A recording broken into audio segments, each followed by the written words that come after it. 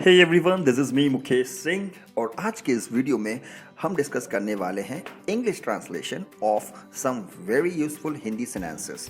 For example, इस बार तुम्हारा पाला मुझसे पड़ा है, किसी ऐसे वैसे से नहीं। ना चाहते हुए भी मैंने उसे हाँ कह दी।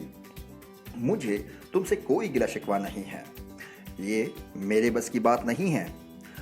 हमें लेने के देने पड़ गए और मैं तो उसके भले के लिए बोल रहा हूं या रही हूं। So without wasting much time, let's figure out their English translations. इस बार तुम्हारा पाला मुझसे पड़ा है, किसी ऐसे वैसे से नहीं। This time you have encountered me, not an ordinary guy. This time you have encountered me. Encountered means मुकाबला होना, आमना सामना होना। Not any ordinary guy. Ordinary guy means साधारण इंसान। This time you have met your match and I am not any Tom, Dick and Harry type of personality. इस बार तुम्हें अपने matching का एक इंसान मिल चुका है। You have met your match and I am not any Tom, Dick and Harry type of personality. This is an American slang.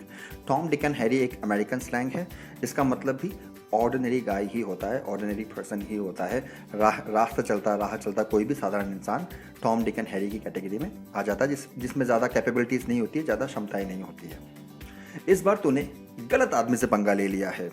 You have crossed the wrong person this time. You have crossed का मतलब गलत इंसान के रास्ते में आ जाना। Cross कर दिया तो रास्ता तुमने उसका। तो you have crossed the wrong person this time.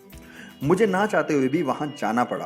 I had to go there reluctantly और अनविलिंगली। रिलुक्टेंटली, ना चाहते हुए भी। Let's practise this one a bit more. ना चाहते हुए भी मैंने उसे हाँ कह दी। I reluctantly agreed to what she said. I reluctantly agreed to what she said. I reluctantly kept working. मैंने ना चाहते हुए भी काम जारी रखा। kept वर्किंग मतलब कोई भी काम कंटिन्यू किया। आई रिलुक्टेंटली kept सिंगिंग। आई रिलुक्टेंटली kept डांसिंग। ना चाहते हुए भी मैंने डांसिंग जारी रखी। आई रिलुक्टेंटली go there to meet him।